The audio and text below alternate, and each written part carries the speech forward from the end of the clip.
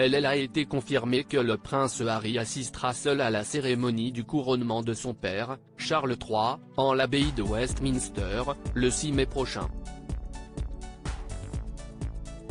Son épouse, Meghan Markle, restera donc de l'autre côté de l'Atlantique pour s'occuper de Lilibet et d'Archie, qui soufflera sa 4e bougie.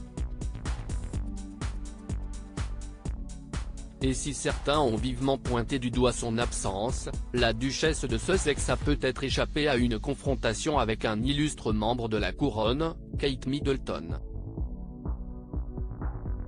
C'est en tout cas ce qu'ont suggéré des experts royaux au Daily Mail en ce mois d'avril. Meghan ne veut pas jouer les seconds rôles auprès de Kate, et Kate se serait certainement assurée que Meghan, si elle était venue, serait humiliée. En effet, si le torchon brûle depuis un certain temps entre les princes Harry et William, les rapports entre Meghan Markle et Kate Middleton ne seraient pas non plus des plus cordiaux. Une guerre qui a d'ailleurs été mise en lumière dans le livre Événements du duc de Sussex, le suppléant.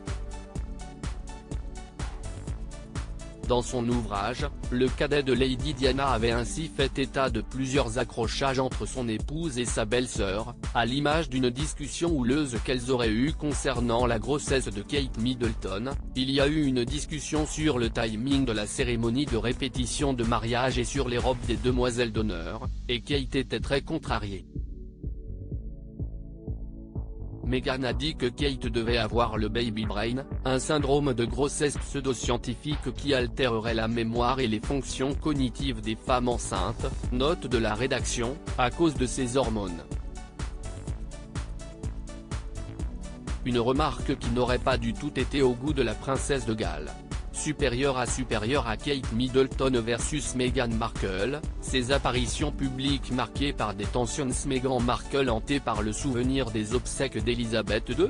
Si certains ont prêté l'absence de Meghan Markle au couronnement de Charles III à la peur d'une confrontation avec Kate Middleton, d'autres ont indiqué que ce faux bond aurait davantage un rapport avec un traumatisme vécu par la duchesse de Sussex.